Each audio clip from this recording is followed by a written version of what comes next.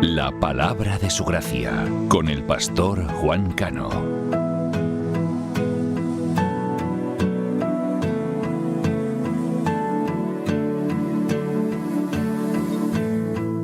No te veo, pero te siento. Saca este momento para elogiarte. Estoy agradecido, y aunque otros no te piensen, yo te pienso. Cristo, creo en ti, creo en ti. Eres más.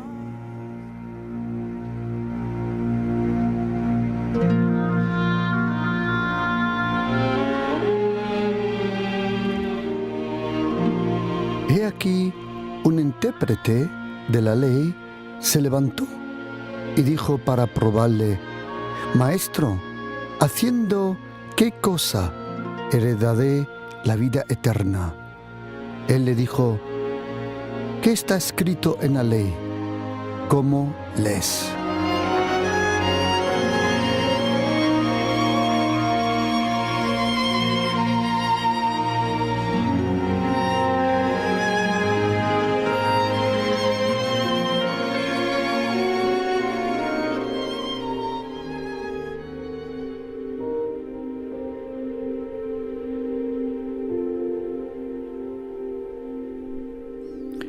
¿Cómo lees?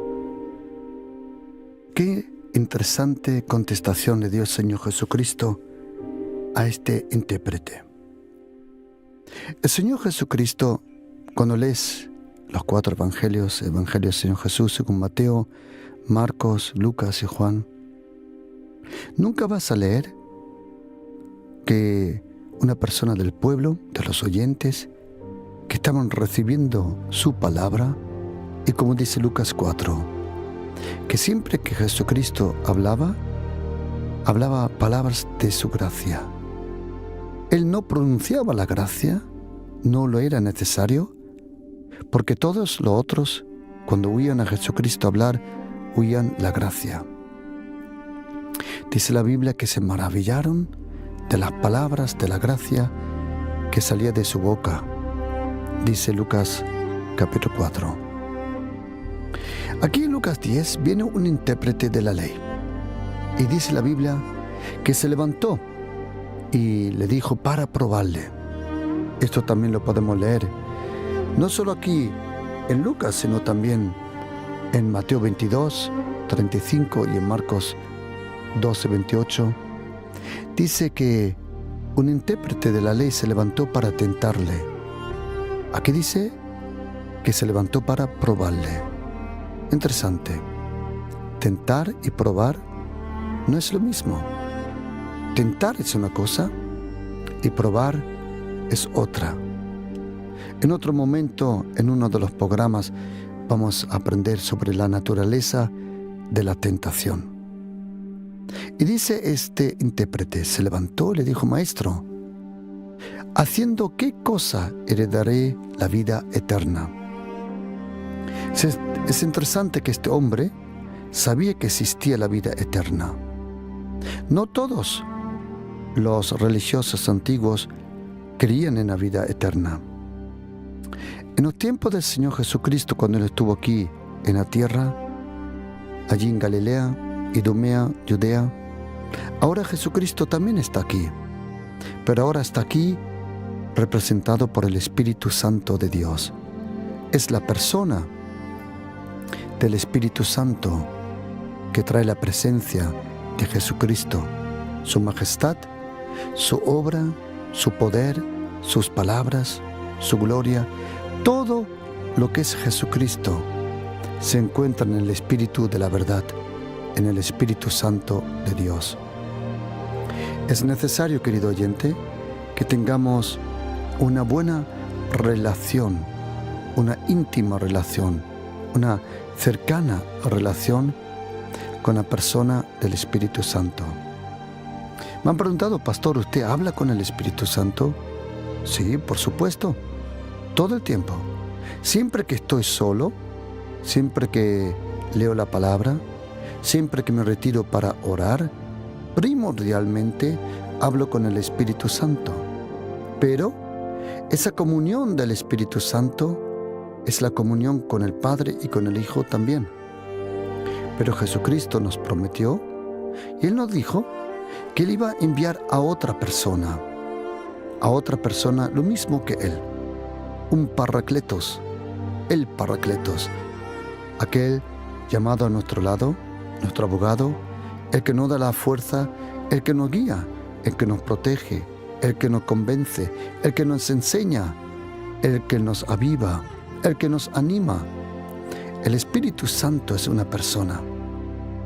Y el Señor Jesucristo, cuando estuvo aquí en la tierra en su cuerpo, podemos leer que varias veces Él fue probado, tentado, o mejor dicho, le intentaron de llevar a una discusión. En un versículo, en los 4 evangelios, dice que empezaron a preguntarle, pero el Señor Jesucristo se calló la boca. Algunas veces es bueno callarse la boca. ¿Por qué? Porque las personas que te preguntan en verdad no quieren aprender, sino solo quieren algo que tú digas para poder atacarte de nuevo. De vez en cuando, la mejor defensa, no siempre, pero de vez en cuando, la mejor defensa es callarse y dejarlo en las manos de Dios. Lo podemos leer en Mateo, en Marcos, en Lucas, como Jesucristo fue tentado, fue probado, no solo por el diablo, sino también por gente religiosa, gente legalista, gente que intentaba traer y poner la ley sobre todo el pueblo. La ley de Moisés. El apóstol Pablo dice, ¿por qué fue dada la ley? Él lo explica de una forma tan sencilla y él dice, la ley de Moisés, que la ley de Dios es perfecta. En el Salmo 19 y también en Romanos 7 podemos leer que dice, la ley de Dios es perfecta. La ley de Moisés es perfecta, pero no puede hacerte perfecto. La ley de Moisés es santa, pero no te puede santificar. Y el Señor Jesucristo, Él nos enseñó que la ley es como un espejo. La ley de Moisés, cuando tú lees la Biblia, la ley de Moisés es la única ley que Dios ha dado aquí a esta tierra. Dios el Padre, Él usó a un pueblo. Dios el Padre usó un pueblo para transmitirnos un mensaje. Dios el Padre usó al pueblo hebreo, a los judíos, para darle a ellos la ley perfecta. Solo hay una ley que Dios ha dado. Él se la dio primero a través de los 10 mandamientos, esas 2 placas de piedra, a Moisés. Y luego, en total, 613 mandamientos. La única ley en todo este planeta que fue dado por Dios, el único libro con leyes, es la ley de Moisés. Es lo único que Dios el Padre ha dado a esta tierra. No se lo dio a otro pueblo. En esa ley de Moisés, está la ley perfecta, que nos enseña perfectamente cómo son las cosas en cuanto al Señor, en cuanto a nosotros, a nuestro comportamiento, nuestro pecado. La ley es como un espejo. Te dice cómo eres, pero no puede cambiarte. La ley te dice lo que sentiste, la motivación, cómo hiciste las cosas, pero no puede cambiarte porque la ley es un espejo. El apóstol Pablo lo explica muy bien. Él dice, la ley no fue dada para que tú puedas ser salvo. La ley fue dada para que tú y yo reconozcamos nuestros límites. La ley nos lleva al fin y al cabo a la gracia de Jesucristo. ¿Por qué? Porque para ser salvo teníamos que cumplir toda la ley. Este intérprete de la ley tenía razón cuando él dice, Señor, ¿haciendo qué cosa heredaré la vida eterna? Esta pregunta también se la puso un hombre joven al Señor Jesucristo. Lo podemos leer en Mateo 19, Marcos 10, Lucas 18. Un hombre joven le preguntó: Maestro, ¿qué tengo que hacer para heredar la vida eterna? La contestación del Señor Jesucristo fue que no es el hacer lo que te trae la vida eterna, sino es el estar con la persona de Jesucristo. Los fariseos en aquel momento, existían diferentes grupos religiosos, por ejemplo los saduceos y los fariseos. Eran los dos grupos más grandes que existían, religiosos. Es como hoy. Hoy, imagínatelo, entre los cristianos nosotros existen personas que se llaman católicos, evangélicos, presbiterianos, bautistas, adventistas. Lo mismo existía en aquel momento. Habían tantos grupos religiosos. Ok. Y uno de esos eran los intérpretes de la ley, que mayormente eran fariseos, pero también habían saduceos, intérpretes de la ley. Pero aquí este intérprete de la ley le dice: Señor, ¿qué tengo que hacer para heredar la vida eterna? Lo único que creían en la vida eterna eran los intérpretes de la ley de los fariseos, porque los fariseos eran los únicos que no solo creían en los 5 libros de Moisés, en lo que nosotros conocemos como el Pentateuco, el libro de Génesis, el libro de Éxodo, Levítico, Números y Deuteronomio, sino también en todos los otros escritores, salmos, profetas y los profetas menores y todas las otras escrituras. En el Salmo 133 es uno de los pocos lugares donde el Antiguo Testamento habla directamente de la vida eterna. La vida eterna se conocía. ¿Qué es la vida eterna? La vida eterna para nosotros, para nuestro pensar, nosotros pensamos que la vida eterna es la vida que nunca deja de ser. Bueno, la verdad que sí, es verdad, pero la vida eterna contiene mucho más. Ejemplo, tú y yo vivimos en un concepto que le llamamos el tiempo. Tú y yo conocemos un tiempo que se llama ayer. Tú y yo vivimos en un tiempo que se llama hoy, y tú y yo conocemos un tiempo que se llama mañana. Eso es el cronos, como dice en griego, cronología. Eso es el cronos. El cronos es el tiempo que se puede medir. Luego hay otra palabra para vida, o mejor dicho, tiempo en griego, que se llama el tiempo que uno oportuno, es el kairos. El kairos es el tiempo o la posibilidad en el cronos. Es un momento. Por ejemplo, parece que tú vives y de repente se te abre una oportunidad para un negocio o para algo. Y tú percibes que es solo una oportunidad. Eso, el griego para eso tenía una propia palabra que le llamaba kairos. El kairos. Y el kairos es un momento oportuno, un momento de Dios, una posibilidad. Pero en griego hay otra palabra para el tiempo. Tú y yo conocemos el cronos, tú y yo de vez en cuando vivimos en el kairos, pero hay otra palabra para tiempo que se llama eonos, que es la eternidad. Ahora tienes que saber algo de la eternidad. La eternidad no es el tiempo que viene, sino el tiempo que nos acompaña. En la eternidad todo sucede a la misma vez. Todo sucede a la misma vez. En ese tiempo, en esa dimensión, vamos a llamarla así, existe todo a la misma vez. Dios el Padre actúa en el cronos, provoca el kairos, pero Él existe en el eonos, en la eternidad. Cuando Jesucristo vino de la eternidad a nosotros, lo interesante fue que el eterno, Él mismo, se limitó a lo temporal. Eso es un milagro impresionante. Imagínate, en Madrid, por ejemplo, existe una línea del metro, si no me equivoco, que es la 6, que da toda la vuelta, continuamente a Madrid, continuamente, un círculo, continuamente. Ella no tiene un principio, no tiene un fin, sino continuamente da la vuelta, continuamente. Así tienes que imaginarte que es el tiempo, el eonos, la eternidad.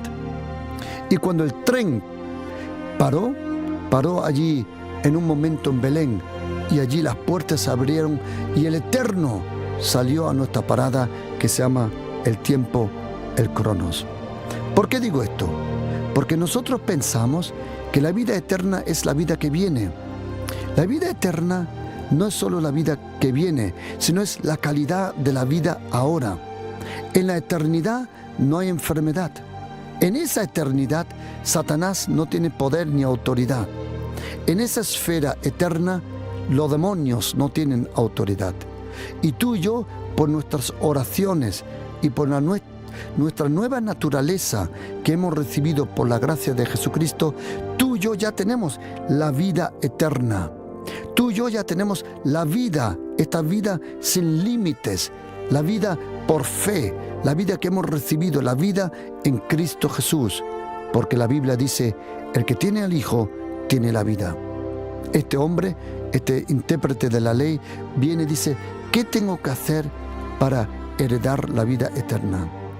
Hoy todavía muchas personas piensan que tienen que hacer cosas para heredar la vida eterna. Algunos piensan, si soy bueno, voy a ir al cielo. Otros piensan, si hago bastantes obras, voy a ir al cielo. Yo te felicito si intentas ser bueno. Yo te felicito si intentas hacer buenas obras. Pero ¿sabes qué?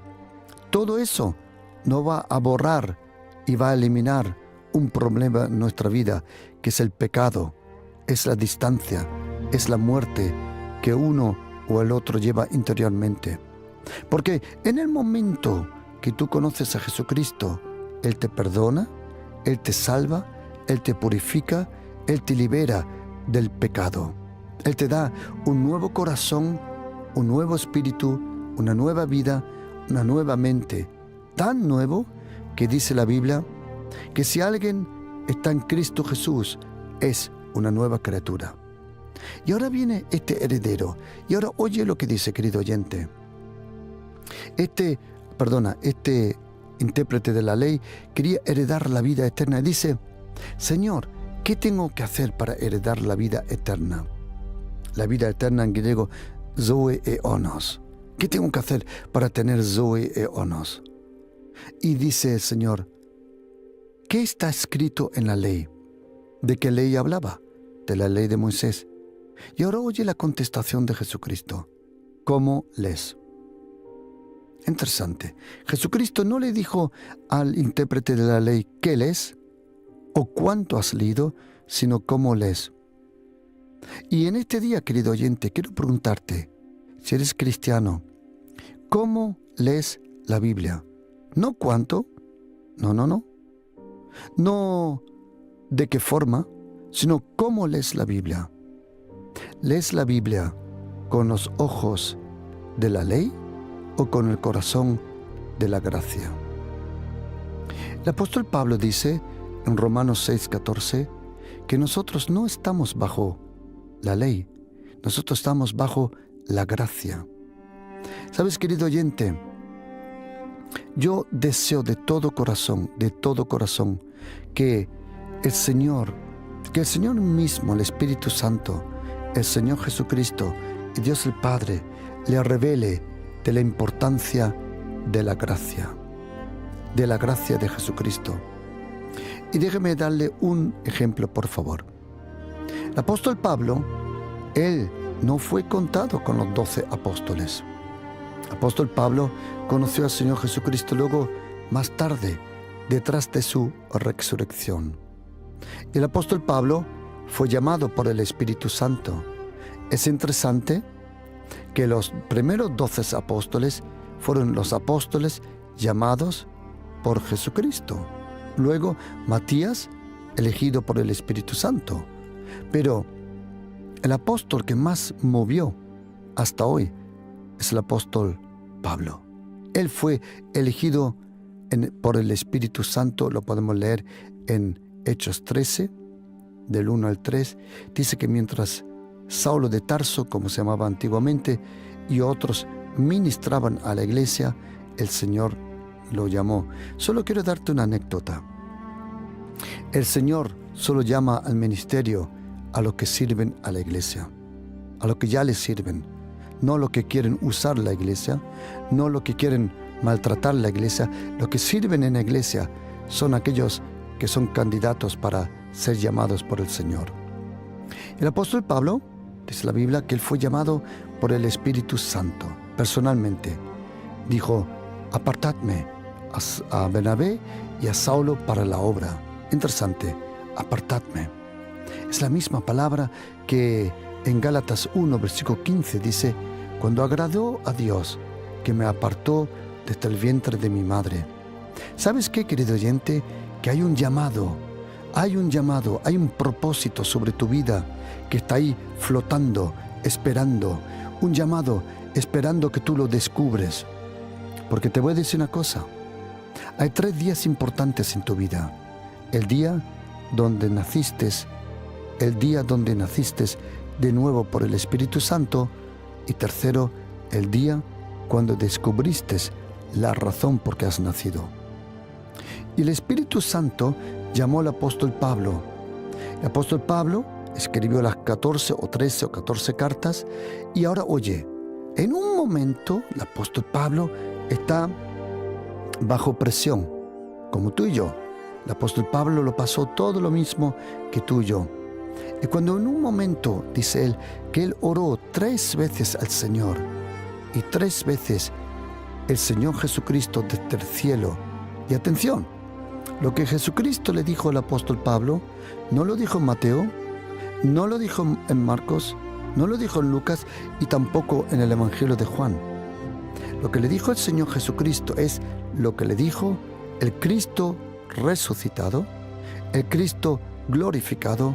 Desde el cielo, Jesucristo le contestó al apóstol Pablo: mi gracia es todo lo que necesitas.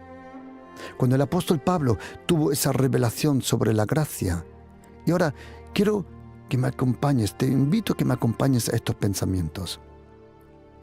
El apóstol Pablo era fariseo, era lo mismo que este intérprete de la ley, conocía la ley, conocía la Torá, conocía los profetas, conocía las escrituras del Antiguo Testamento. Él era judío, él era de la tribu de Benjamín y era fariseo, y además era muy celoso en cuanto a ser un judío. Tanto, él estuvo en una escuela de un hombre famoso, un gran profesor, teólogo judío llamado Gamaliel.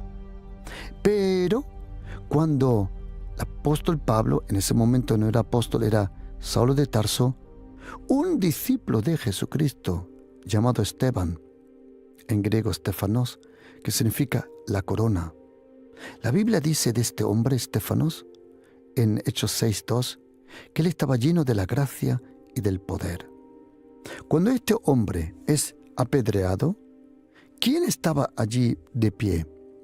¿Quién era testigo? ¿Quién protegió la ropa de aquellos que apedrearon a Esteban? Aquel joven se llamaba Saulo de Tarso. Era fariseo, conocía la Biblia antigua, el Antiguo Testamento, probablemente el 75-80% seguro de memoria, porque los fariseos tenían que conocer la Escritura de memoria. Pero ahora oye una cosa. Él tenía ese celo, como dice la Biblia en Hechos 9, que el apóstol Pablo respiraba amenazas. El apóstol Pablo leía el Antiguo Testamento cuando se llamaba Saulo de Tarso. Él se alimentaba del Antiguo Testamento y justificaba su odio y su persecución de los cristianos con el Antiguo Testamento. Pero cuando tuvo un encuentro con Jesucristo, la Biblia nos dice en Hechos 9 que el apóstol Pablo o Saulo de Tarso fue llevado por Bernabé, fue llevado a Jerusalén. Allí Él predicó. Y casi la misma gente que apedreó a Esteban años anteriores, ahora querían apedrear a Saulo de Tarso, que luego iba a ser llamado el apóstol Pablo. ¿Y qué dice la Biblia? Que los apóstoles y los discípulos cogieron a Saulo de Tarso y lo enviaron a su ciudad natal, a Tarsos. Y allí estuvo aproximadamente, no se sabe muy bien, entre 9 y 13 años. 9 y 13 años. Y ahora huid, por favor, a lo que voy. Cuando de nuevo aparece en la historia el Saulo de Tarso, que luego iba a ser el apóstol Pablo, de repente él ya no interpreta la ley como una persona legalista. Ya no interpreta la ley como un fariseo, un judío religioso o un saduceo o fariseo, sino de repente encuentra a Jesucristo, a su obra, a su sufrimiento, sus promesas y su gracia en toda la Escritura. Y el apóstol Pablo, que antiguamente leía la misma Escritura, la leía con los ojos de la ley. Ahora de repente interpreta en sus cartas y habla completamente de otra forma, interpreta el Antiguo Testamento. ¿Cómo lo interpretó? Con los ojos de la gracia. ¿Cómo lees? Pregunta. Jesucristo no dijo qué lees, Él no dijo cuánto lees. Déjame dar un ejemplo. Personas me han preguntado, pastor, ¿cómo es eso que hay tantas personas que interpretan la Biblia de una u otra forma? Y tienen razón. Si tú le das el texto, un texto, cualquier texto, a 1000 predicadores, te prometo que va a haber 1000 interpretaciones. ¿Por qué? Y quiero que estés atento por qué. Porque cada uno comprende, cada uno interpreta, cada uno desarrolla el texto, la Biblia, la palabra, atención, no conforme a su teología, sino a su relación con el Señor. Depende de la relación que tú tienes con el Señor. Esa es la profundidad con la cual tú vas a interpretar la palabra. Si tú eres una persona religiosa, amarga, que siempre está juzgando a los otros, tú solo vas a leer la Biblia para juzgar a los otros. Pero si eres una persona que conoces tu necesidad de recibir perdón, ayuda y la gracia del Señor, tú vas a leer la Biblia con los ojos de la gracia. Tú vas a leer el mismo texto, pero vas a encontrar otras cosas. Pregunta, ¿cómo lees la Biblia? ¿Dónde está escrito? Lucas 10:26. ¿Cómo lees? Hay otra cosa graciosa, que en Lucas 10, versículo 26, dice Jesucristo, ¿cómo lees? Pero oye lo que dice en Marcos 4, versículo 24. Mirad lo que oís. Y en Lucas 8, 18, atención, mirad pues cómo oyes. ¿Sabes?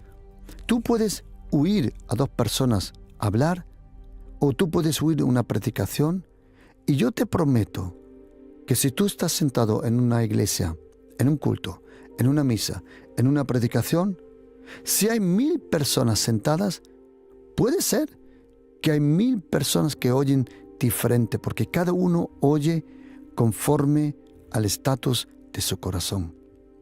Por eso dice Jesucristo, ten cuidado cómo oyes. Si tú tienes un corazón dañado, vas a oír la prédica con el dolor de tu daño. Si eres una persona amarga, vas a oír conforme a tu amargura. Por eso dice el Señor, ten cuidado cómo oyes. Ten cuidado cómo lees. ¿Qué lees? No es tanto importante, sino cómo lees. ¿Cómo lees tú la Biblia? ¿Lees la Biblia como un esclavo? ¿Lees la Biblia porque tienes miedo? ¿O lees la Biblia porque quieres descubrir a Jesucristo en su palabra? ¿Cómo lees? ¿Cómo lees? Hay otra situación que nos enseña muchísimo, y es cuando el Señor Jesucristo, lo podemos leer en Lucas 5, versículo 33, dice la Biblia que vinieron a Él de nuevo los escribas, o mejor dicho, los discípulos de Juan y los discípulos de los fariseos, y le preguntaron: ¿por qué nosotros ayunamos y por qué tus discípulos no ayunan? ¿Y qué hizo Jesucristo? Le contestó con 3 parábolas. Le habló de un novio que está presente y por eso hay una fiesta, una boda, y no se puede ayunar. Y le contestó también de 2 vestidos, un vestido viejo y un vestido nuevo. Y luego le contestó con odres viejos, odres nuevos y nuevo vino. ¿Por qué dijo eso? Porque él estaba hablando de nuevo a gente que conocía el Antiguo Testamento. Y la gente más complicada que yo he visto, la gente más complicada, no son a los que algunos cristianos le llaman a la gente del mundo, los pecadores. No, que va. La gente más complicada, la gente que más problemas hace, son los religiosos cristianos. Déjame explicarte. No estoy hablando de religiosos musulmanes o budistas. No. Ellos no pueden hacer tanto daño. ¿Por qué no? Porque no están tan cerca de la verdad. Lo peor es la gente que está tan cerca de la verdad y no vive esa gracia y esa verdad. La gente más complicada, la gente más peligrosa, el veneno peor que existe, o la levadura, la peor que existe, son de gente religiosa. Déjame darte un ejemplo que me pasó para que me comprendas. Fuimos a un vuelo, fuimos con un grupo. Siempre cuando vuelo a algún sitio pretendo llevarme siempre personas conmigo, nunca volar solo, siempre me llevo un equipo. Y fuimos, en este caso, fuimos a México. Fuimos, si no me equivoco, a Guanajuato, creo que se llama, o León. Pero en el aeropuerto de Mexico City, allí tuvimos que tomar otro avión. Cuando estábamos sentados allí esperando al próximo avión, había una señora delante nuestra que de alguna forma empezamos a hablar. Y entonces ella me preguntó que qué hacía yo en México, y le conté que vine a predicar y hablar de Jesucristo. Esta mujer abrió su corazón tanto, abrió su vida y nos habló, nos preguntó. Os prometo, queridos, que la presencia del Espíritu Santo era impresionante. Era como un encuentro divino. No era una de esas casualidades. Era como si Dios hubiera organizado el encuentro de esta mujer con nosotros. Nosotros le hablamos del amor de Jesucristo, de su gracia, de la persona del Espíritu Santo. Estuvimos hablando aproximadamente, probablemente 30, 40 minutos, desconozco. Y era una conversación linda, preciosa. Y esta mujer empezó a preguntarnos de la persona del Espíritu Santo. ¿Quién era el Espíritu Santo? ¿Por qué vino el Espíritu Santo? ¿Qué hace el Espíritu Santo en esta tierra? Imagínate las preguntas que nos estaba haciendo esta mujer que no conocía iglesia. Y había una atmósfera linda, preciosa. Pero de repente, un hombre se acercó y se conectó a nuestra conversación. Y sin decir hola, ni presentándose, ni preguntándome a mí por mi nombre, ni a la señora, a nadie, este hombre vino y dijo: ¿de qué denominación sois? Eso fue como un cubo de agua fría. La mujer, yo miré a los ojos de esa mujer. La mujer estaba completamente confusa. Y dije: Señor, perdona, no he comprendido la pregunta. Y me dice: ¿de qué denominación sois? ¿Qué creéis vosotros del Espíritu Santo? Y fue romper toda la atmósfera. Este hombre se sentó sin que yo le pida que se siente y empezó a hablar. Empezó a hablar de lo que él pensaba que era el Espíritu Santo. Hablando conmigo, no con una mujer. Yo estaba muy preocupado porque yo veía que esta mujer tenía un corazón honesto, un corazón abierto para el Señor. ¿Sabes que este hombre religioso, que luego digo unas cosas estúpidas, sabes que este hombre rompió todo? Los religiosos solo tienen muerte. Solo traen condenación. Nadie tiene el derecho de condenarte. Si tú eres cristiano, nadie tiene el derecho de maldecirte ni de condenarte. Cuando dicen, si te vas de aquí, va a venir la maldición sobre tu familia. Si te vas de aquí, va a venir esto, lo otro. Es mentira. Tú no estás bajo la ley que trajo condenación, que trajo maldición. Tú estás bajo la gracia de Jesucristo. Y según Romanos 8:1, no hay condenación ninguna para los que están en Cristo Jesús. No hay ninguna condenación. ¿Cómo lees la Biblia? Yo os comento una cosa, queridos.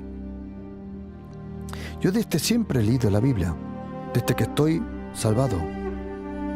Desde que estoy salvado, tuve una gran hambre de leer la palabra. Pero desde que el Espíritu Santo tocó mi corazón y me reveló la vida y la importancia de la gracia de Jesucristo, queridos, no os imagináis con los ojos que hoy estoy leyendo la Biblia.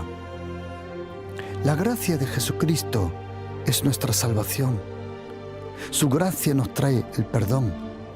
Su gracia quita la condena. Dice la Biblia que Satanás es llamado el acusador de los hermanos. Donde hay gracia, no hay acusación. Nosotros necesitamos vivir bajo su gracia. Día a día, de la plenitud de Jesucristo, de la plenitud de su santidad, de la plenitud de su justicia, de la plenitud de su obra. Solo hay una forma de recibir y de tomar, que es gracia sobre gracia. No hay, si eres cristiano, solo puedes vivir bajo la gracia. Si quieres cumplir los mandamientos, ya vives bajo la ley. Y según Galatas 5, versículo 4, ya has caído de la gracia. De la gracia no se cae porque tú pecas. Pecado es malo. Ahí estamos todos de acuerdo. El pecado es destructivo. El pecado daña a ti, a los otros, al Señor.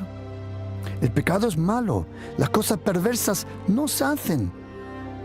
Pero ¿sabes qué? No es el pecado que provoca que caigas de la gracia. Es la forma religiosa. Esa forma religiosa. Por eso Jesucristo, cuando fue atacado por los discípulos de Juan y de los fariseos, lo podemos leer aquí en Mateo 9, en Lucas 5, en Marcos 2, y le dijeron, ¿por qué nosotros ayunamos y tus discípulos no ayunan? ¿Quieres saber algo? Gente religiosa hace las cosas y no sabe por qué las hace y no tiene ningún aprovecho. Y Jesucristo dijo, nadie coge un pedazo de un vestido. La palabra vestido, el sinónimo vestido, en la Biblia es un sinónimo para la justicia. Nadie coge la justicia nueva, esa que se ha revelado por la gracia, le corta un trozo y la va a poner sobre la justicia antigua de la ley. Y nadie coge vino nuevo y lo mete en odres viejos. ¿Por qué no? No funciona. El vestido se romperá más y los odres, dice en griego, revientan. Por eso dice el Señor, nuevo vino tiene que entrar en nuevos odres. Y sabes, querido, cuando tú recibes la gracia, vives bajo ese perdón continuo, en ese nuevo vino, en esos nuevos odres, en esa boda del Cordero, en ese nuevo vestido. Querido, pon toda tu confianza en la gracia. Pídele al Señor que te dé más de la gracia de Jesucristo. Querido oyente, lo mismo que el pez necesita el agua, nosotros cristianos necesitamos la gracia. Es imposible, por el amor de Dios. No intentes a cumplir, como me dicen algunos. Es que yo le enseño a la gente a cumplir los mandamientos. ¿Pero qué mandamientos le vas a enseñar si tú mismo no los cumples? Nadie, dice la Biblia, todos han pecado. Y solo por la gracia somos justificados. Cuando estás salvo, entonces el Espíritu Santo, Él te deja leer la Biblia con otros ojos. Y por eso dice Jesucristo, ¿cómo lees la palabra? No qué lees, sino cómo la lees. Tú puedes leer la Biblia con ojos religiosos, ojos científicos. Como una cosa que pasó que quiero explicarte. Invitaron a un actor de teatro, a una fiesta navideña, hace ya casi 30 años, sí. Y ese actor le pidieron que él interprete el Salmo 23, El Señor es mi pastor. Nunca se me va a acordar esto. Fue impresionante. Este hombre famoso, Götz George, uno de los ¿cómo se llama? Actores de teatro y de televisión y de cine que más grande ha tenido Alemania. Un día le preguntaron que cómo había tenido tanto éxito y él dijo, yo lo oí personalmente decir, es por la gracia que Dios me ha dado. Imagínate. Ok.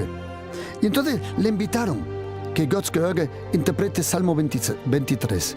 Y él empezó, el Señor es mi pastor, nada me faltará. Y la gente se quedó alucinando. Y había un portero allí que sabían que era cristiano. Y como para hacer un poco más, para burlarse un poquito, le preguntaron al portero de aquel teatro que por favor él viniera al escenario y que él interprete Salmo 23. Este portero humilde se quitó la gorra delante de todos, inclinó su cabeza y empezó. El Señor es mi pastor y nada me faltará. Cuando terminó con el Salmo 23, todo el teatro, silencio total. Y este famoso actor de película de cine se acercó al hombre, lo abrazó y dijo, yo conozco el texto, pero tú conoces al escritor. Cuando tú conoces el texto, oye lo que dice Jesucristo en Juan capítulo 5. Él dice, vosotros escudriñáis las Escrituras, porque a vosotros os parece que en ellas tenéis vida eterna, y ellas son las que dan testimonio de mí, y no queréis venir a mí para que tengáis la vida. Quiero preguntarte, querido hermano, querida hermana, ¿cómo lees tú la Biblia? ¿Lees la Biblia porque eres obligado? ¿Te sientes obligado? ¿Lees la Biblia porque quieres buscar predicaciones? Y oíme una cosa, si eres pastor, si eres un predicador, te voy a dar un consejo. Never, nunca leas la Biblia para buscar un texto y predicarle a otros. Así no funciona. No eres tú el que busca el texto. Es el texto que te busca a ti. ¿Me explico? Si tú solo lees la Biblia para predicarle a otros, no tienes ninguna vida, ninguna autoridad, ningún fruto, ningún poder. Solo si tú lees la Biblia para ti mismo, como fuente de alimentación, inspiración. Solo si lees la Biblia para alimentar tu vida, tu espíritu, tu fe. Cuando tú lees la Biblia para ti mismo, te prometo que en un instante el Señor te puede dar una predicación. Y luego lees la Biblia y buscas y escudriñas para hacer una predicación. Si la Biblia no te alimenta, tú no puedes predicar la Biblia. Por eso la pregunta es, ¿cómo lees? ¿Cómo lees la Biblia? ¿Como una persona religiosa? ¿Con miedo?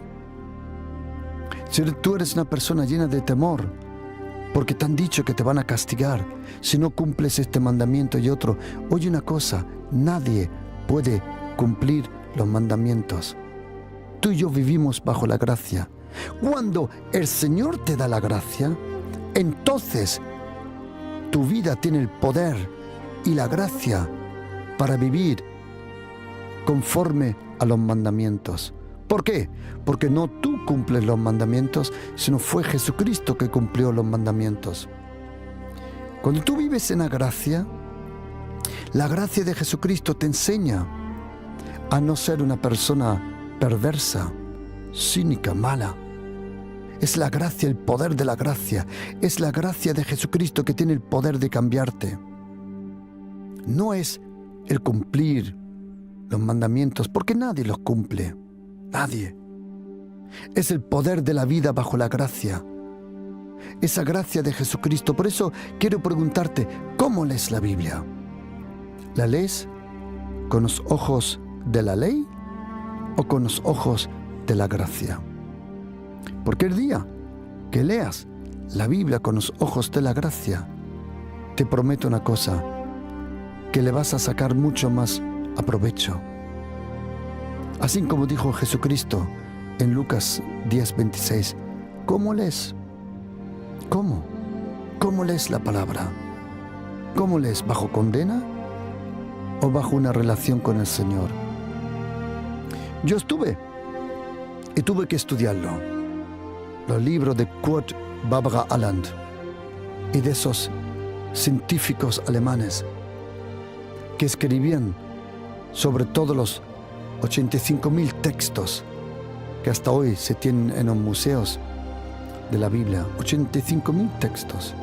De los 85.000 textos existen 5.000 textos que son el Nuevo Testamento completo o parte del Nuevo Testamento, Codex Vaticanicos, Codex Betsae, Codex Alexandrinos, Codex Sinaíticos y mucho más. Y yo estuve con profesores de teología que estudiaban el texto griego, el papiri, la tinta, incluso la pluma con cual se escribían los textos. Y no te imaginas las discusiones que yo he tenido con ellos. Ellos conocían mejor que yo, porque son doctores, profesores, académicos. Pero ¿sabes qué?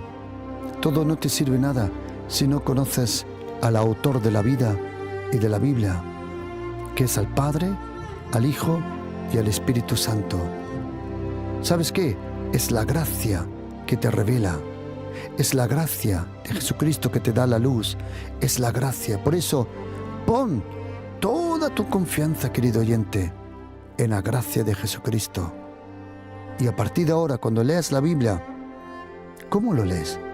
¿Con ojos de la gracia o con ojos de la ley? Pero yo sé que tú vas a leer con esos ojos de la gracia, porque te has dado cuenta que con la ley solo hay muerte y condenación, pero con la gracia hay libertad y vida eterna. Que Dios te guarde. Shalom.